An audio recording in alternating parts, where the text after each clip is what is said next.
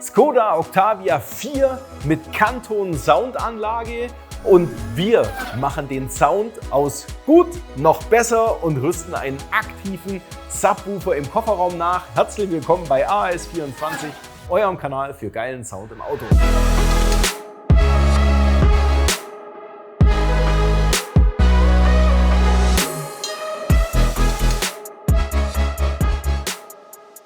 Unterhalten wir uns mal ganz kurz über den Sound der jetzigen Kanton-Anlage. Und der ist ja im gesamten Bereich eigentlich gar nicht mal schlecht. Die Pegel sind ordentlich. Im Gegensatz zu den Seat Beats Anlagen, wo wir auch viel mehr noch gemacht haben, Endstufe nachrüsten und so weiter, ist es bei der Kanton Anlage tatsächlich so, dass hier unter dem Sitz der Platz für die Endstufe ist und der ist auch schon komplett ausgemerzt und es ist eine 11-Kanal-Endstufe. Das heißt, eine ganz andere Hausnummer und ein ganz anderer Kostenfaktor, wenn wir hier anfangen würden, einen Verstärker komplett umzurüsten und die Soundanlage vorne in den Türen auch noch besser zu machen. Und weil ich eben selber die Anlage gehört habe, fällt mir auf, wir haben hier einen Subwoofer-Regler in unserem Display hier mit drin, den wir natürlich separat bedienen können. Und man muss schon sehr genau hinhören, wenn man den Subwoofer rein oder raus macht, ob da wirklich ein großer Unterschied da ist. Deswegen glaube ich, dass die meisten von euch den Subwoofer vermissen. Also wirklich einen richtig guten Bass, der sich auch in den Vordergrund drängt und einfach richtig Spaß macht. Und deswegen haben wir uns entschieden, aus Kostengründen alleine schon und von der Einbauart eben das Ganze mehr oder weniger Plug-and-Play so einfach für euch wie möglich zu machen. Einfach nur einen Aktiv-Subwoofer im Kofferraum nachzurüsten und den Subwoofer auszutauschen. Kanton gegen Option Drive 10 BRA. Damit es für euch ganz leicht wird, den Subwoofer im Kofferraum nachzurüsten, haben wir euch ein komplettes Set zusammengestellt, das es jetzt gibt. Also das heißt dann irgendwie sowas wie Subwoofer für das Kanton Soundsystem im Octavia 4 und das beinhaltet in erster Linie natürlich unseren 25 cm Bassreflex Reserverad Subwoofer. Also dieser Subwoofer, der passt komplett anstatt Reserverad da rein in die Mulde und kann ordentlich festgeschraubt werden. Und, das zeige ich es gerade nochmal, hat einen eingebauten Verstärker inkludiert im Gehäuse, den wir jetzt dann stromtechnisch und signaltechnisch im Fahrzeug versorgen. Dazu haben wir euch einen speziellen Adapter gebaut, den wir in dem Set mit dazulegen, der dann auf den originalen Subwoofer-Anschluss im Kofferraum drauf adaptiert und in unseren High-Low-Adapter, in den HLM HP, das Signal einbringt, um dass wir es wieder per Cinch-Leitung haben. Warum brauchen wir diesen High-Low-Adapter, obwohl hier bereits ein High-Low-Adapter sogar integriert wäre? Es liegt daran, dass der originale Kanton-Verstärker mehr Leistung hat auf dem Subwoofer-Kanal als so, wie wir den High-Low-Adapter in der Regel verwenden, direkt am Autoradio. Aber wir haben ja jetzt hier einen Kanton-Verstärker drin, der für den Subwoofer auch mehr Leistung macht. Und zwar so viel mehr Leistung, dass der direkt eingebaute High-Low-Adapter mit der Zeit kaputt und durchbrennen würde, weil da zu viel Leistung drauf kommt. Deswegen gibt's jetzt speziell den HLM HP. Der kommt mit der großen Leistung zurecht. Das haben wir bei anderen Fahrzeugen euch auch schon mal gezeigt. Und der hat dann eben diesen Cinch-Ausgang, mit dem wir dann mit den beiliegenden Cinch-Adaptern direkt das Signal hier in die Cinch-Eingänge des Subwoofers legen können und mit der Signalzuführung für den Subwoofer schon fertig sind. Und jetzt haben wir noch einen Power-Kabel-Kit euch vorbereitet, den ihr im Fahrzeug mit installieren könnt. Und den haben wir euch so vorbereitet, dass das bei der Installation wirklich sehr einfach für euch läuft. Und wie man den Subwoofer mit dem entsprechenden Material festmacht, das zeige ich euch auch jetzt in diesem Video. Und wer jetzt gerade sagt, da liegt ja auch beim Subwoofer so eine Pegelfernbedienung mit dabei. Der kann die natürlich mit installieren, wo er möchte. Aber ihr habt natürlich am Autoradio den Subwoofer-Schieberegler. Das heißt, ihr macht am Autoradio den Pegel vom Subwoofer laut und leise und braucht eigentlich diese Fernbedienung gar nicht installieren. Aber das kann dann jeder für sich selber entscheiden. Aber wir fangen jetzt an mit der Installation dieser Sachen. Den originalen Subwoofer im Kofferraum, den können wir jetzt erstmal rausmachen und der verbirgt sich ja in der unteren Ebene unter diesem Werkzeugkasten und den können wir jetzt, machen wir das alles erstmal raus. Die ganzen Abdeckungen lassen sich ja ganz leicht rausmachen. Und jetzt liegt nur noch der Subwoofer drin, den wir mit der Rändelschraube hier komplett rausmachen können und hier abstecken können. Dazu muss man den roten Hebel hier nach vorne ziehen und dann lässt sich das Ganze hier abstecken. Und den Woofer können wir jetzt mal rausmachen. Das wäre jetzt der originale Kanton-Woofer, der sogar hier das Bassreflexrohr sogar schon offen hat, nicht wie bei den meisten Beats-Anwendungen. Aber hier verbirgt sich genauso der 16 cm Lautsprecher, aber das ist für unsere Anwendung jetzt einfach zu leise. Den Gewindebolzen können wir ebenfalls rausmachen, indem man einfach das um 90 Grad dreht und können uns auch gleich um das Massekabel für unseren Aktivwoofer kümmern und wir sorgen dafür, dass das Stromkabel, das Pluskabel einmal an der Fahrerseite bis in den Sicherungskasten kommt und das machen wir jetzt zusammen. Das Pluskabel muss unter der Rücksitzbank bis zum Seitenschweller und vom Seitenschweller vor bis zum Sicherungskasten. Und dazu können wir jetzt mal hier grundsätzlich den Sitz lösen. Der ist nur gesteckt und können auch den Bereich, diese Verkleidung mit dieser Kunststoffschraube mit der Hand weglösen und ein bisschen anlösen hier. Mehr machen wir jetzt erstmal nicht. Hier vorne an der Fahrerseite befindet sich unser Sicherungskasten. Den können wir hier aushebeln, können wir diese Box, diese Klappe entfernen. Und jetzt machen wir die Seitenverkleidung auf hier. Das ist nur geklippt und gesteckt und einfach nach oben wegziehen. Und jetzt müssen wir diesen Motorhaubenentriegler noch lösen. Und den lösen wir, indem wir mit dem Schraubenzieher hier hinten drinne eine Spange lösen. So, die ist jetzt auch nach hinten weggefallen. Das zeige ich euch jetzt gleich nochmal. Die liegt nämlich jetzt da drinne. Die haben wir hier gerade eben rausgemacht. Und jetzt können wir den Kunststoffdeckel wegmachen und diese Kunststoffschraube ebenfalls aufdrehen und rausmachen. Und jetzt könnt ihr auch den gesamten Deckel hier abnehmen und auf die Seite legen. Und hier ist jetzt auch unsere Kunststoffspange, die gerade eben hier hinten drin war. Ich zeige euch das jetzt nochmal. So. Die verriegelt nämlich hier hinten drin die Steckaufnahme und die müsst ihr von vorne hier reinfahren mit dem Schraubenzieher und den so leicht lösen. Das langt tatsächlich nur ganz leicht. Ich war jetzt gerade ein bisschen zu heftig schon und dann fliegt es dummerweise in den Schacht hinten rein. Aber das ist es.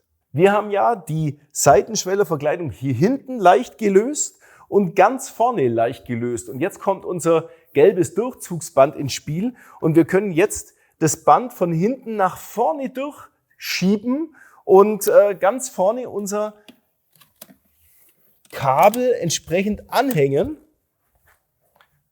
So, hier kommt unser gelbes Durchzugsband raus. Mit dem beiliegenden Isolierband können wir das rote Powerkabel jetzt auf dem gelben Durchzugsband festzurren.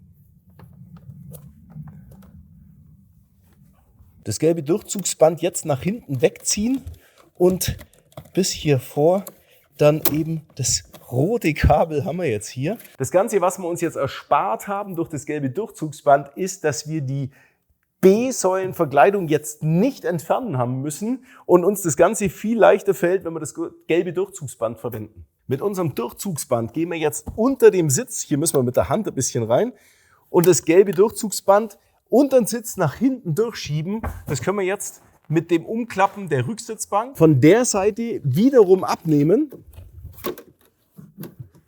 Und voilà, haben wir das ganze Powerkabel einmal schon im Kofferraum. An der Rücksitzwand können wir die Teppichverkleidung ein bisschen lösen und unser Kabel direkt drunter verstauen und wieder festmachen. Und jetzt haben wir hier unser Kabel, das wir bis zum Subwoofer führen können.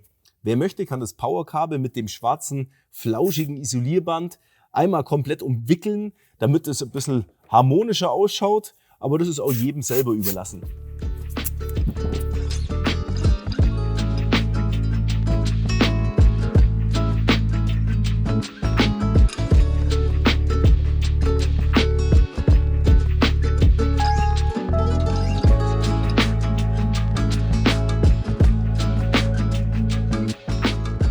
Für den Masseanschluss habe ich mir was einfallen lassen für euch. Genau unter diesem Deckel, den können wir einfach wegklupfen. haben wir eine Bohrung mit einem Gewinde und dazu habe ich euch jetzt im Lieferumfang von unserem Set die passende Schraube und wir können jetzt unser Stromkabel, also unser Massekabel, hier von oben nach unten durchführen, indem man das einfach hier unten durchfädelt. Und jetzt können wir unsere Schraube entsprechend hier mit anbringen und festschrauben. Damit haben wir wirklich schon eine richtig gute Masse und können mit der Plusversorgung jetzt gleich weitermachen. So Leute, jetzt haben wir das hier schön eingetaped und festgemacht. Jetzt habe ich das Plus und das Minus zusammengefasst und mache noch die letzten Handgriffe und können jetzt natürlich auch die Stromversorgung an unserem Subwoofer anbringen. Bevor wir jetzt die Powerkabel und den High-Low-Adapter fertig am Subwoofer anbringen und festschrauben, kümmern wir uns mal schnell darum, dass der Subwoofer dann zum Schluss auch schon fertig vorbereitet ist. Und dazu gibt es ja im Lieferumfang diese Moosgummi-Pads, damit der Subwoofer da, wo er aufliegt, auf dem Blech, entsprechend vibrationsarm drauf ist. Und da können wir jetzt ringsrum auf diese Auflageflächen, man sieht es ja, wo der nachher aufliegt, die Pads anbringen.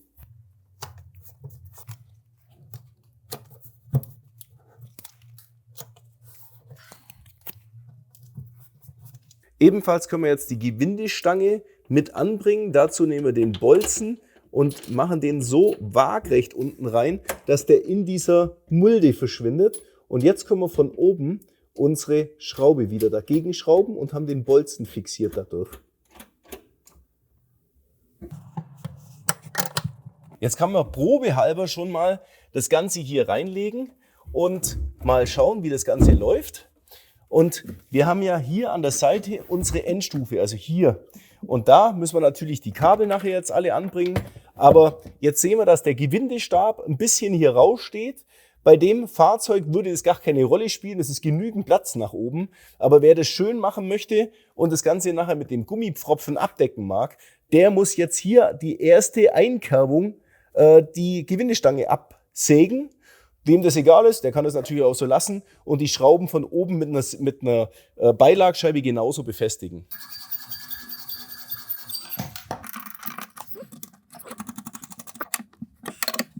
Die Endstufe kann jetzt angeschlossen werden, trara, und zwar mit unserem Stromkabel. Das können wir jetzt auf die passende Länge abschneiden und entsprechend abisolieren. Und bevor wir die Stromkabel in das Terminal von dem Aktivwoofer schrauben, müssen wir natürlich auch an die Stromversorgung unseres HLM, High-Low-Adapters, denken.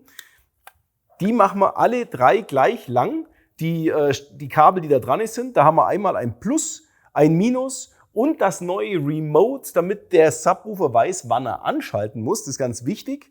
Das weiße Kabel gehört auf Remote. Und die können wir jetzt auch entsprechend abisolieren und in die gleichen Ader-Endhülsen mit einstecken, wo Plus und Minus dran ist. Und dann können wir alles hier am Terminal verschrauben.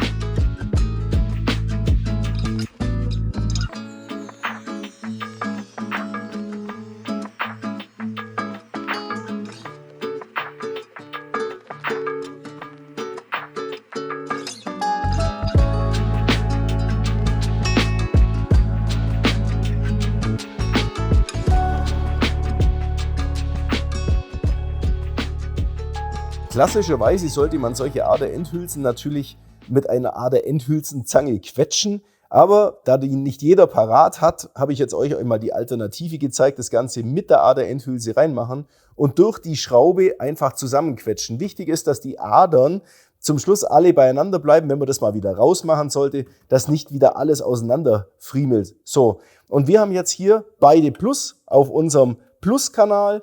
Wir haben die Masse auf Masse wie Ground und der Remote ist auf Remote drauf. In unserem Fall benutzen wir die Cinch-Buchsen als Eingang und die verwenden wir auch und können jetzt den Stecker nachher, den habe ich jetzt hier schon bereits angesteckt, am Plug vom Kanton Bass mit anstecken und wir können jetzt noch die Kabel schön zusammen machen, dass das alles fluffig ist und alles in einem Weg drin ist. Und dann können wir auch den Subwoofer fertig installieren. Auch unseren HLM-Adapter können wir eigentlich direkt hier an den Kabelstrang aufbinden.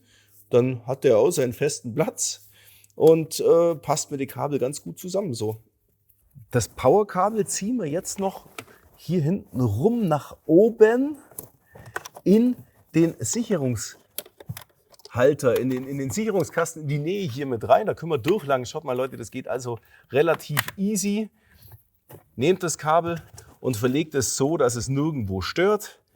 Und jetzt haben wir hier unseren Abgriff, wo wir jetzt unseren Strom innerhalb des Sicherungsblockes wie eine normale Sicherung anstecken können, ohne dass wir jetzt irgendwas schrauben müssen und bis zur Batterie müssen. Dazu können wir jetzt die beiliegende 30 Ampere Sicherung hier an dem äußeren Steckplatz mit anbringen, weil der Sicherungshalter, der Abgriff ist auch für bereits vorhandene Sicherungen vorgesehen. Das heißt, ihr würdet jetzt zum Beispiel den Steckplatz hier nehmen und die Sicherung hier mit einstecken. Und das ist die Sicherung, die jetzt unser Kabel hier absichert. Aber weil wir hier in dem Fahrzeug jede Menge freie Steckplätze haben, würde ich sagen, wir gehen hier auf einen so einen Steckplatz hier mit drauf und können uns wie eine Sicherung hier jetzt andocken. Und dann haben wir die Stromversorgung dran und können auch das Kabel mit einem Kabelbinder hier noch festbinden. Sollten wir eine große Endstufe verbauen, die sehr viel Strom braucht, dann würde das natürlich nicht funktionieren. Dann müssten wir dickes Kabel reinlegen und auch bis zur Batterie und einen großen Sicherungshalter mit dran machen und mit der Ringöse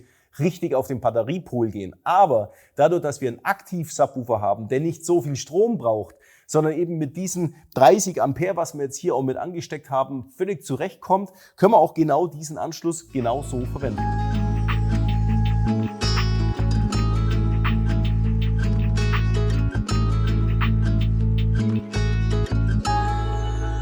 Jetzt verbinden wir unseren Aktivwoofer mit unserer Canton Soundanlage. Wer möchte, kann sich auch noch so eine Trunk-Bag-Tasche von uns mit dazu bestellen, weil jetzt können wir auch unsere Sachen, die wir sonst so in dem Teil hier alles drin hatten, wo jetzt tatsächlich raus muss, eine Tasche, wo all diese Sachen rein können und nachher natürlich sauber und geräuschlos ihren Platz finden im Fahrzeug. Noch kurz 2 Sätze zu den 2 Drehreglern und einmal diesen Phasenschalter, den ihr hier vorfindet. Der Phasenschalter, den benutzt ihr einfach mal zwischendurch oder am Anfang zum Probehören, wenn ihr den Subwoofer zum Frontsystem hören möchtet, weil das Frontsystem macht auch Bass. Da könnt ihr die Phase anpassen an das Frontsystem. Das mag bei jedem Auto ein bisschen anders sein. Wir haben jetzt hier in dem Fall bei 180 Grad Phase, dass der Bass optimal zum Frontsystem spielt. Das merkt ihr, wenn ihr den Schalter auf die falsche Stellung quasi tut, dass nicht ganz so viel Bass da ist. Also wenn es sich besser anhört, dann nehmt ihr einfach die Stellung, wo ihr gerade seid, ob das jetzt 0 Grad oder 180 Grad Phase ist. Wenn es sich für euch besser anhört, dann lasst ihr den Schalter da, wo ihr ihn für richtig haltet. Der Gain-Regler hier links, der sagt, wie laut spielt dieser Subwoofer, und weil wir hier ein sehr starkes Signal von unserem Canton-Verstärker haben, dreht bitte nicht den den Gain-Regler komplett auf. Das ist völlig übertrieben, da fängt er zum Verzerren an. Lasst den einfach mal so, dass der sich wirklich einfach auch bei hohen Lautstärken sehr sauber und druckvoll anhört, und mehr müsst ihr nicht aufdrehen. Also lasst es bitte beim Minimum, soweit es möglich für euch ist, den Woofer so laut zu haben, aber den Regler nicht ganz aufgedreht zu haben. Also so weit wie möglich zurück, aber so viel wie nötig, oder? So heißt es hier. Und dann haben wir noch den Low-Pass-Drehregler. Wenn ihr den aufdreht, dann macht der Bass mehr Kickbass, fängt aber dann auch ein bisschen zum Dröhnen an. Das heißt, macht den Low-Pass-Filter eher so bei 80, eher unter 80 Hertz, dreht den ruhig relativ weit zu. Der klingt dann immer noch richtig brutal laut und macht einen extremen Tiefbass. Das war's zu den Reglereinstellungen, die man auch mit beachten sollte.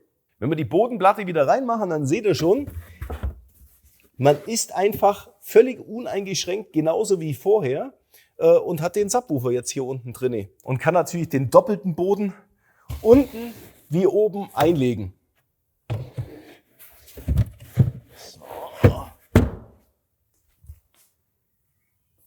Die Sicherung haben wir jetzt in den entsprechenden Steckplatz reingedrückt. Alles ist unter Strom, und ich habe gerade noch eine Einstellung gemacht und habe natürlich auch festgestellt, dass der Eingangspegel von dem Harman Kardon Subwoofer-Abgriff, den wir haben, schon extrem viel Power hat. Das heißt, ihr müsst euren Pegelregler und euer Gain sehr weit zurückdrehen. Also nicht voll aufdrehen, sondern eher in die andere Richtung, so dass es wirklich passt. Sonst wird der echt viel zu laut und fängt nach oben raus natürlich zum Klippen an. Das wollen wir nicht. Deswegen den zurückdrehen und achtet einfach mal grundsätzlich bei den Einstellungen drauf, dass jetzt alles relativ linear eingestellt ist beim Equalizer. Und ja, das war noch so ein Hinweis am Rande. Kommen wir zum Soundcheck mit unserem neuen Subwoofer. Also, wie gesagt, der Rest der Anlage hat sich ja nicht verändert. Und jetzt geben wir mal ein bisschen Gas. Und jetzt zeige ich euch mal was. In den Klangeinstellungen gehen wir einfach mal auf Subwoofer -9. Drehen wir Vollgas auf. Vielleicht kennt ihr das ja. Die Lautstärke ist wirklich schon okay so. Und jetzt nehmen wir unseren Subwoofer und machen den mal dazu. Alter, das ist Bass. Das ist auch genau das. Das ist genau das, was euch bisher gefehlt hat. So ein richtig fetter, cooler Bass, der sich jetzt sehr gut in das Musikgeschehen einarbeitet. Also damit kann man schon zufrieden sein, finde ich. Also Leute, für den Aufwand, was wir damit haben und für das, dass es alles völlig rückrüstfähig ist, finde ich schon, ist das, ja, das ist es. So muss eine Soundanlage klingen. Eine Harman, nein, nicht Harman Kardon, sondern eine Kantonanlage. Jetzt wird das Ganze dem gerecht und ja, ich glaube, die Installation war jetzt auch wirklich für euch nachvollziehbar einfach. Wie schön ihr das reinmacht mit den Kabeln und das zusammenzubinden, das liegt ja bei euch. Der Subwoofer liegt jetzt fest im Kofferraum drin und lässt sich genauso schnell wieder ausbauen, wenn ihr das Auto mal wieder verkauft oder wie auch immer. Also ich wünsche auf jeden Fall euch allen viel Spaß beim Nachmachen aller Inhalte unserer Videos und im Speziellen jetzt für den Octavia 4. Und wir sehen uns ganz sicher beim nächsten Video, weil es ist bestimmt wieder was Interessantes, was den Sound betrifft, dabei.